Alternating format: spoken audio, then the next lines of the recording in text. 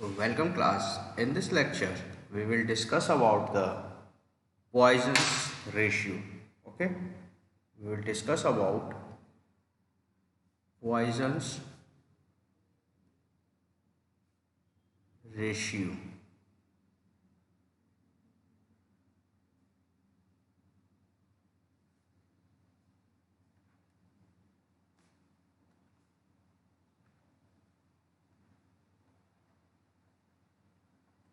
Poisson's ratio.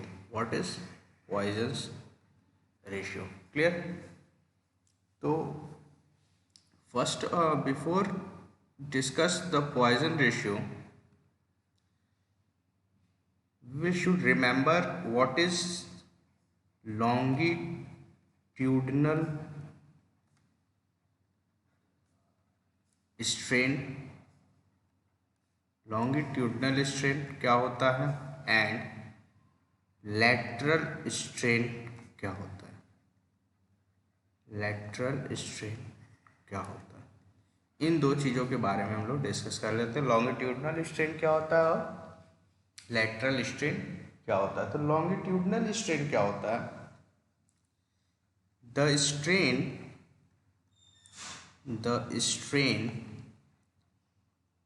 developed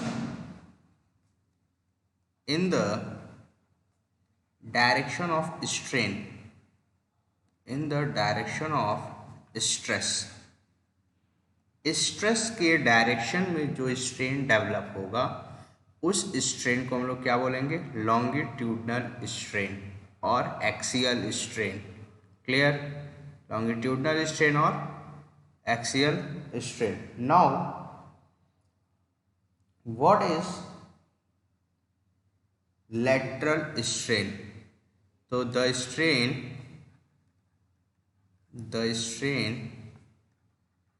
which is developed perpendicular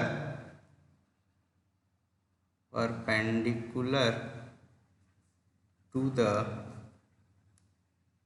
direction of stress. Stress के perpendicular direction में जो particular strain develop होगा उसको हम लोग क्या बोलेंगे? लैटरल स्ट्रेन बोलेंगे। ओके, तो first of all see this. Suppose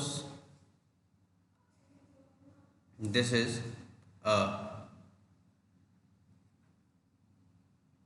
body, and in this body there is a P force acting.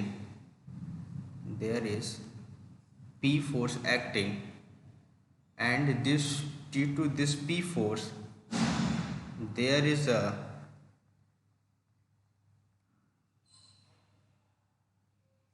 deformation in the body. Okay, so initially this is L, but after the deformation it is become L plus delta, and the lateral direction also initially it is B, but after the deformation this become B minus delta B, the length get reduced. Okay, तो axial direction में क्या हो रहा है? P लगने के कारण अगर इनिशियल लेंथ एल थी तो एल प्लस डेल्टा इंक्रीज हो रहा है, तो उसकी वजह से जो लेटरल डायरेक्शन में जो आपका विड्थ था एक बार का वो भी क्या हो रहा है? रिड्यूस हो रहा है। क्लियर? तो रिड्यूस हो रहा है तो हम इस पर्टिकुलर चेंज की वैल्यू निकाल लेते हैं, इससे डेल्टा की वैल्यू हम लोग फाइंड आउट कर लेते हैं, लेकिन जो लेटरल डायरेक्शन में स्ट्रेन है ये इसकी वैल्यू हम लोग फाइंड आउट नहीं कर पाते हैं। जो ये चेंज आ रहा है डेल्टा बी, जो चेंज आ रहा है इसकी वैल्यू हम लोग फाइंड आउट नहीं कर पाते। तो फॉर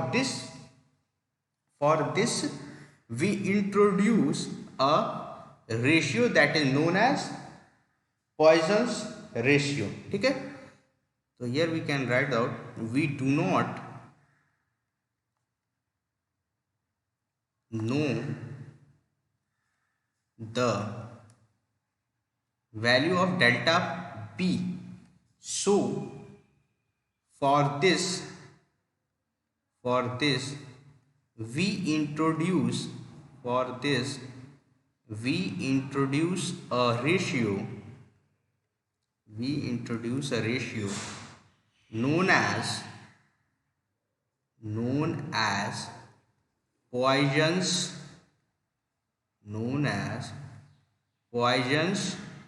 रेशियो. उसको हम लोग क्या बोलते हैं? पॉइजन्स रेशियो बोलते हैं. तो what is the definition of Poisson ratio? Poisson ratio की डिफिनीशन क्या हुई? The definition of Poisson ratio is,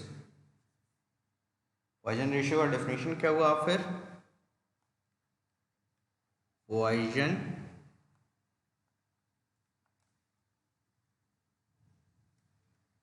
ratio is a factor which denotes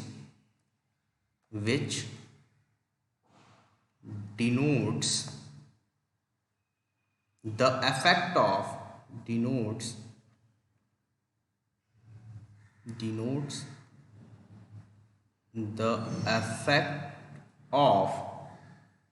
longitudinal force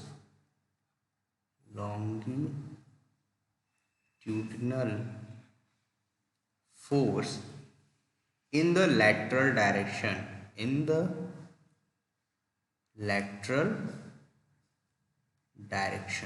Okay, it is clear.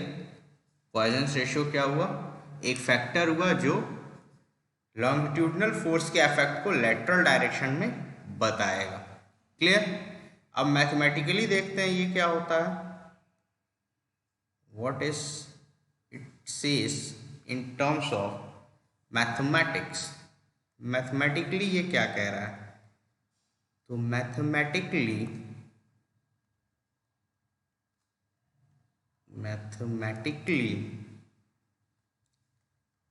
Poisson's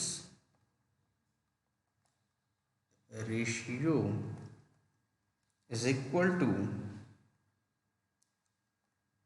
lateral strain upon longitudinal strain. Okay, it says that it is the ratio of lateral strain upon longitudinal strain. It is denoted by mu. इसको हम लोग कैसे denote करते हैं? Mu से. तो mu के terms में ये क्या हो जाएगा? Epsilon y, suppose epsilon x. Suppose a force is acting in the x direction and the y direction it reduces. Okay, and we can write this as per our figure. यहाँ पे देखिए, figure के basis पे हम लोग क्या लिख सकते हैं? चेंज इन लेटरल स्ट्रेन क्या लिखेंगे? Minus del P upon P upon delta upon L. Okay, we can write minus del b upon b upon delta by L. Strain can be defined as the change in length upon original length. Okay, so this is the basically formula. Okay, we can write, if we remove the mod value को हटाएंगे तो we can write minus epsilon y upon epsilon x, or epsilon y can be written as mu times of epsilon x. This formula is used in further analysis. इस फॉर्मूले को हम basically अपने further analysis में use करेंगे. Okay, इस फॉर्मूले को हम फर्दर एनालिसिस में क्या करेंगे? यूज करेंगे. क्लियर है? ठीक. Next the topic is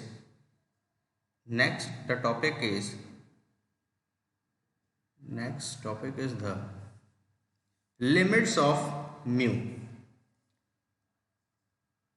Limits of mu. What are the different limits of mu? कितनी लिमिट होती है म्यू की? तो for first point, for isotropic material, isotropic material, it lies between 0 to 0.5, 0 to 0.5. Okay, 0 for glass and cork. Okay, and 0.5 for incompressible fluid, incompressible fluid.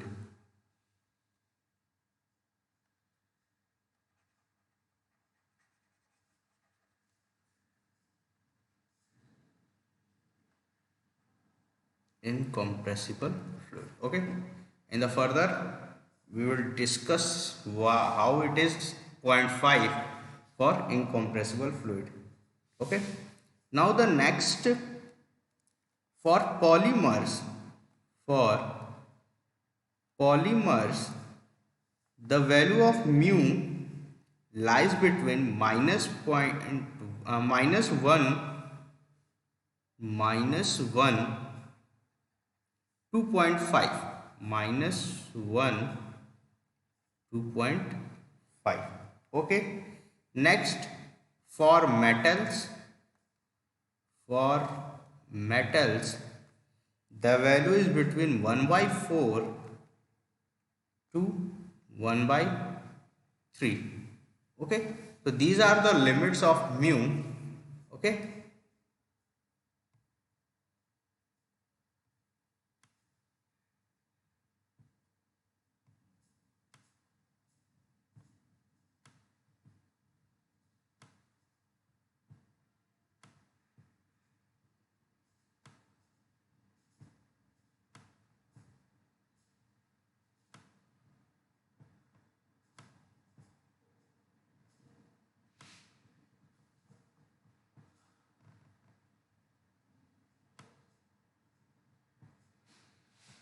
so for brittle material, next, for we can say for brittle material or ductile material, it is lying between 0 to 0.5. Suppose we can make a line like this, and in this we show, suppose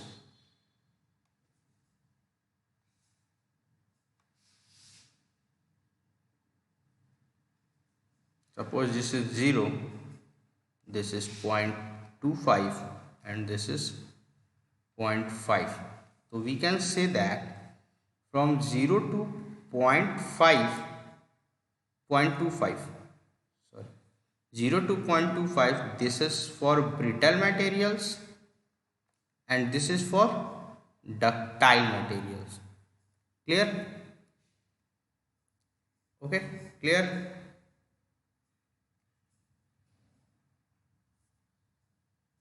Till now it is clear?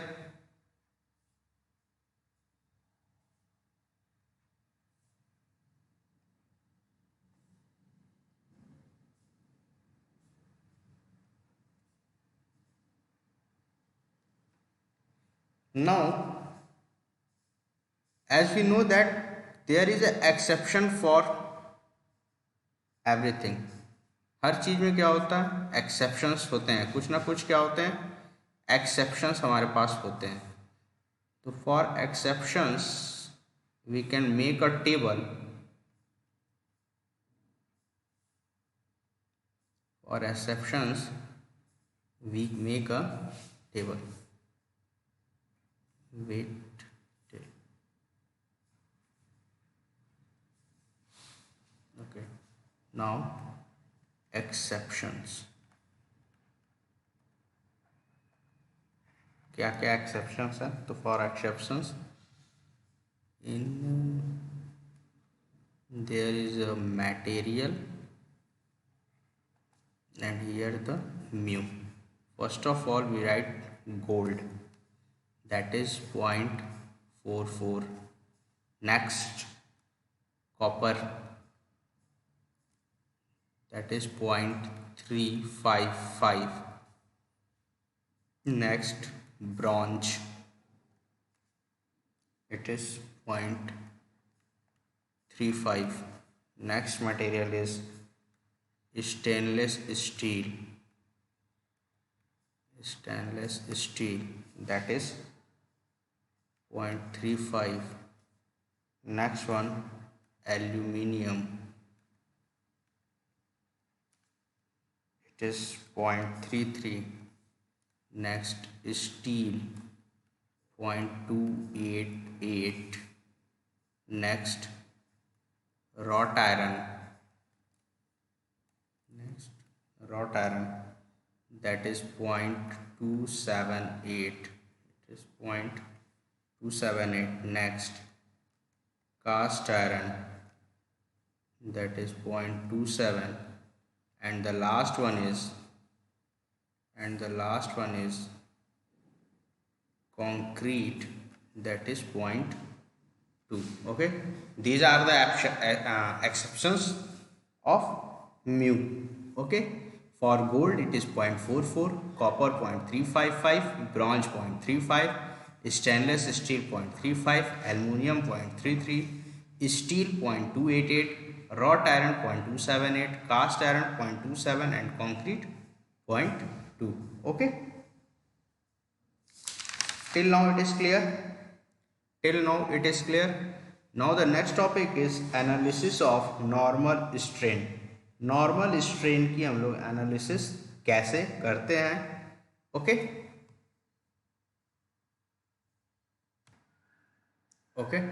so these are the exceptions. And now the next topic we have to discuss analysis of normal strain. Analysis of normal strain. Okay, तो normal strain को हम लोग 3 part में discuss करेंगे, 3 तरीके से.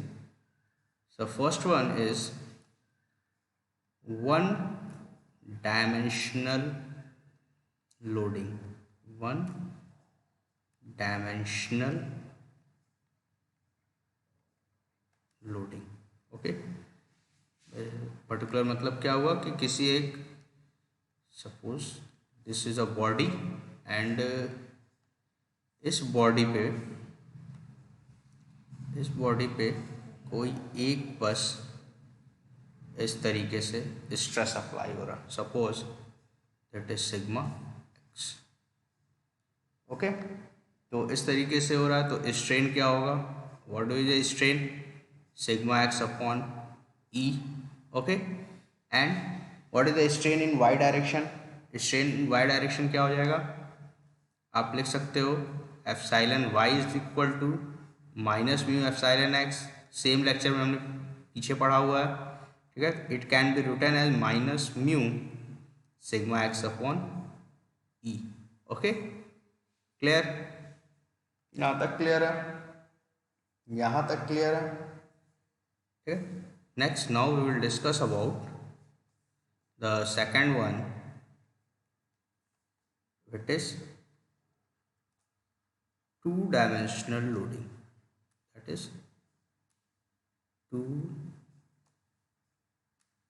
two-dimensional loading.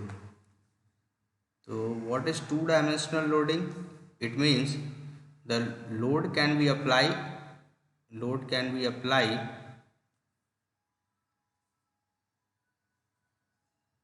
in two direction. Load can be applied in two directions. Suppose it is sigma x and it is sigma x, and this is sigma y, and this is sigma y. Clear? So first of all, how we find the strain? So let's consider one by one. First we take sigma x only.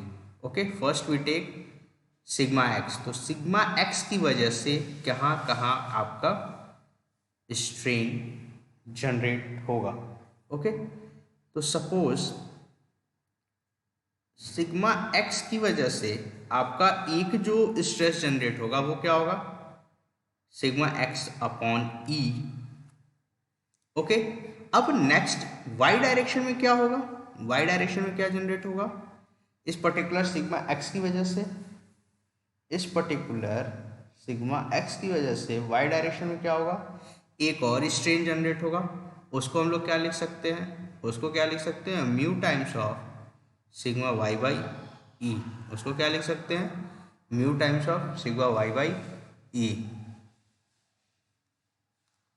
ये कैसे आया, ठीक है, इसको ध्यान से आप लोग देख लीजिए एक बार। सपोज यहाँ पे जो फर्स्ट केस था, यहाँ पे सिग्मा एक्स लग रहा था, ठीक है, ये सिग्मा एक्स लग रहा था, तो इसकी वजह से एप्सिलॉन एक्स कितना आ जाएगा, sigma X upon E. Clear. अब वाई, सिग्मा वाई भी तो यहाँ कर रहा है, और सिग्मा वाई की वजह से हमारा एक्स डायरेक्शन में कितना आ रहा है स्ट्रेन, ये भी तो हमको कैलकुलेट करना है। तो यहाँ पे हम क्या करेंगे, सेकंड केस ले लेते हैं सिग्मा वाई का, ठीक है। सिग्मा वाई की वजह से आपका एक्स डायरेक्शन में, इस एक्स डायरेक्शन में कितना स्ट्रेन जनरेट हो रहा है। तो सपोज अभी तक हम लोगों ने क्या पढ़ा था कि लेटरल डायरेक्शन में स्ट्रेन निकालने के लिए हम क्या करते थे, माइनस म्यू का सहारा लेते थे, म्यू का यूज करते थे। और यहाँ से एप्सिलॉन एक्स क्या हो जाएगा, माइनस म्यू एप्सिलॉन वाई।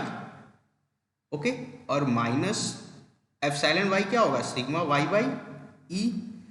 तो इन दोनों को ऐड कर देंगे तो हमारा ये केस बन जाएगा अपर। अगर इन दोनों को हम ऐड करते हैं तो हम लोग को क्या मिलेगा, ये ऊपर वाला पूरा केस मिलेगा, ये केस मिल जाएगा।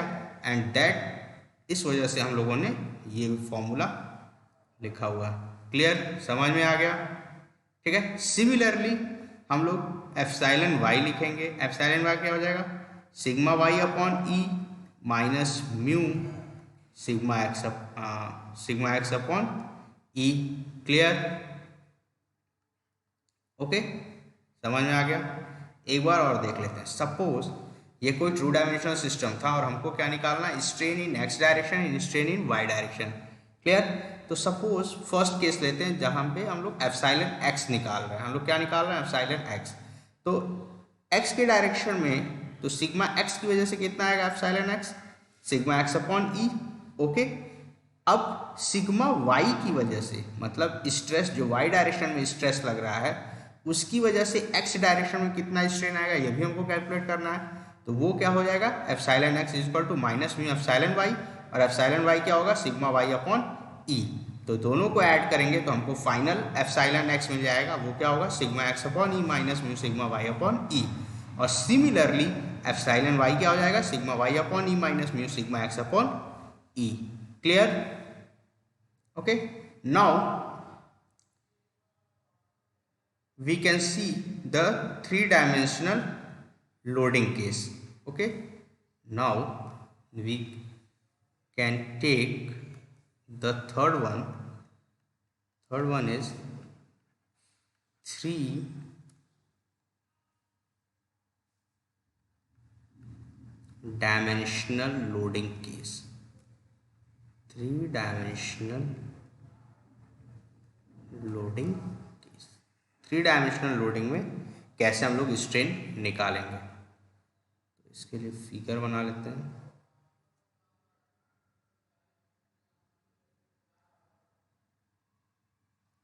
ओके, तो suppose this is sigma X, this is sigma Y and this is sigma Z.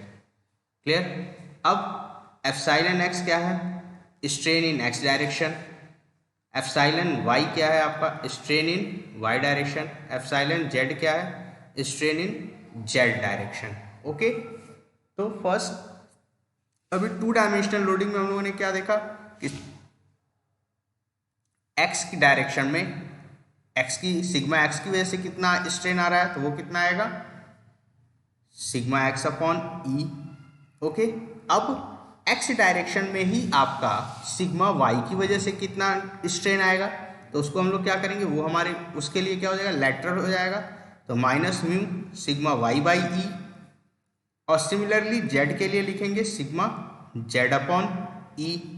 Clear है यहाँ तक? ठीक है। इसके पहले वाले कॉन्सेप्ट को आप लोग देखिए। पहले वाले में क्या किया था मैंने, पहले वाले में क्या किया, एक्स की वजह से कितना आ रहा था, ठीक है, एक्स की वजह से ये लिखा हुआ है, ठीक है, और वाई की वजह से कितना आ रहा था हमारा, तो वाई की वजह से एक्स डायरेक्शन में इतना आ रहा था, दोनों को ऐड कर देंगे फाइनल मिल जाएगा। सिमिलरली हम लोग जेड डायरेक्शन में भी वही चीज करेंगे, सिमिलरली हम लोग जेड डायरेक्शन में भी वही चीज करेंगे। तो how it is get, sigma X upon E minus mu sigma Y upon E minus mu sigma Z upon E. Clear है यहाँ तक? ठीक है। अब हम लोग लिखते हैं सिग्मा एप्सिलॉन वाई, स्ट्रेन कितना होगा वाई डायरेक्शन में, ये हो जाएगा sigma Y by E minus mu sigma X upon E minus mu sigma Z upon E. Similarly epsilon Z क्या होगा, sigma Z upon E minus mu sigma X upon E minus mu sigma Y by E. Okay, तो 3 dimensional loading में आपका strain in X, strain in Y and strain in Z direction हम कैसे निकालेंगे with the help of mu. Okay, तो यहां से आप लिख भी सकते हो एक चीज, एप्सिलॉन एक्स क्या है, strain in X direction, epsilon Y क्या है, strain in Y direction, epsilon Z क्या है, strain in Z direction. Okay, and mu is Poisson's ratio, mu क्या है आपका, Poisson's ratio. And sigma X क्या है आपका, stress in X direction, sigma Y क्या है, stress in Y direction, and sigma Z is strain in Z direction. Okay, till now clear, till now it is clear, till now it is clear. तो suppose first we will discuss about what is Poisson's ratio. ठीक है, हम लोगों ने क्या discuss किया, हम लोग सबसे पहले डिस्कस किया पॉइजन रेशियो क्या होता है। पॉइजन रेशियो को डिस्कस करने के लिए हम लोगों ने लॉन्गिट्यूडनल स्ट्रेन और लैटरल स्ट्रेन पढ़ा। लॉन्गिट्यूडनल और लैटरल स्ट्रेन पढ़ने के बाद फिर हम लोगों ने क्या डिस्कस किया, पॉइजन रेशियो क्या होता है, उसके बाद उसके मैथमेटिकल फॉर्मूलेज को पढ़े, फिर what are the different limits, limits क्या क्या हैं। ठीक है, आइसोट्रॉपी के लिए 0 to 0.5, पॉलीमर्स के लिए -1 to 0.5, मेटल्स के लिए 1/4 to 1/3, ब्रिटल मटेरियल के लिए 0 to 0.25, डक्टाइल के लिए 0.25 to 0.5। ठीक है, ये लिमिट्स थी, लेकिन इस लिमिट्स के बाद भी क्या है, कुछ एक्सेप्शंस हैं हमारे पास। लिमिट्स के बाद भी क्या हमारे पास कुछ एक्सेप्शंस हैं, उन एक्सेप्शंस को हम लोगों ने देखा। एक्सेप्शंस क्या क्या हैं, गोल्ड का आपका होता है 0.44, कॉपर का होता है 0.35, ब्रॉन्ज का 0.35, stainless steel 0.35, aluminium 0.33, steel 0.28, wrought iron 0.278, cast iron 0.27, concrete 0.2। These are the exceptions, ये क्या है आपके एक्सेप्शंस हैं। ठीक है, इसके बाद हम लोगों ने डिस्कस किया analysis of normal strain, normal strain की एनालिसिस कैसे करते हैं। तो नॉर्मल स्ट्रेन के एनालिसिस के लिए हम लोगों ने 1 डायमेंशनल लोडिंग पहले डिस्कस किया। 1 डायमेंशनल इन द सेंस सिर्फ एक स्ट्रेस अप्लाई कर रहे हैं तो हमारा स्ट्रेन क्या होगा इन एक्स डायरेक्शन, एंड स्ट्रेन क्या होगा वाई डायरेक्शन। उसके बाद फिर हम लोगों ने डिस्कस किया 2 डायमेंशनल लोडिंग। ठीक है, उसके बाद हम लोगों ने क्या डिस्कस किया, 2 डायमेंशनल लोडिंग। 2 डायमेंशनल लोडिंग में 2 स्ट्रेसेस अप्लाई हो रहे हैं, एक एक्स डायरेक्शन में एक वाई डायरेक्शन में। उसकी वजह से आपका एप्सिलॉन एक्स कितना होगा और एप्सिलॉन वाई क्या होगा, इसको डिस्कस किया। And last we will discuss the 3 dimensional loading. 3 dimensional loading में आपका स्ट्रेस कैसे निकालेंगे, स्ट्रेन कैसे निकालेंगे, ये हम लोगों ने डिस्कस कर लिया। Clear? Now in the next lecture we will discuss about the volumetric strain. Okay, तो नेक्स्ट लेक्चर में हम लोग क्या डिस्कस करेंगे, वॉल्यूमेट्रिक स्ट्रेन कैसे कैलकुलेट करते हैं। Okay, till now thank you class.